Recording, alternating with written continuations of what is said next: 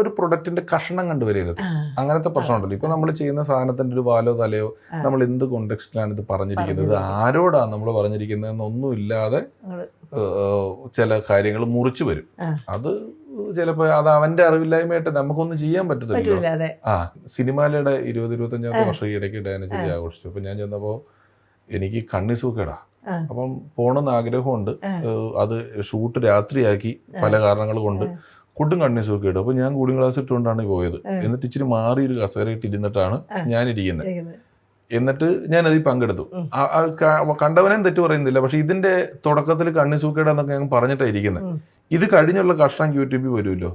ഇവൻ മാത്രം ആരുടെ കൂളിംഗ് ഗ്ലാസും വെച്ച് മാറിയിരിക്കുന്നത്? അതിന് മാത്രം ആയോ ഇവൻ? അവന്റെ കൂടെ ഇരിക്കുന്നതൊക്കെ എത്ര വലിയ ആർട്ടിസ്റ്റുകളാണ്. ഇവൻ അയിത്തം ഉണ്ടോ എന്നൊക്കെ ചോദിച്ചങ്ങ് തുടങ്ങിയിട്ട് അത് ഒരുത്തന്ന് ഇട്ടു കൊടുത്തു. ബാക്കിയുള്ളവൻ വന്ന് പിടിച്ചു. കൊറേയൊക്കെ വായിക്കും. ഞാൻ അല്ല അങ്ങനെയല്ല. അത് മാത്രല്ല, ഈ നമ്മളെ പറ്റി ചീത്ത പറഞ്ഞിട്ടുള്ള ലിങ്കുകൾ നമ്മുടെ സുഹൃത്തുക്കൾ അയച്ചു തരും. വേറെ നല്ലതൊന്നും അയച്ചില്ലേലും ഇത് വളരെ കൃത്യമായിട്ട് അറിയാണ്ട് അയച്ചു തന്ന പോലെ ഇത് കണ്ടുട്ടോ നന്നായി എന്നൊക്കെ പറഞ്ഞ് അയച്ചു തരും അവൻ. അപ്പൊ അവന് കുറ്റവും ഇല്ല, നമ്മളിത് കാണുകയും ചെയ്യണം. അപ്പൊ അത് കിട്ടും നമുക്ക്. നമ്മളെ പറ്റി ചീത്ത പറഞ്ഞിട്ടുണ്ടെങ്കിൽ പണ്ടത്തെ പോലെയല്ലേ. ഇപ്പം ഈ നല്ലതാണ് ആരും മിണ്ടിയില്ലെന്നുള്ളൂ.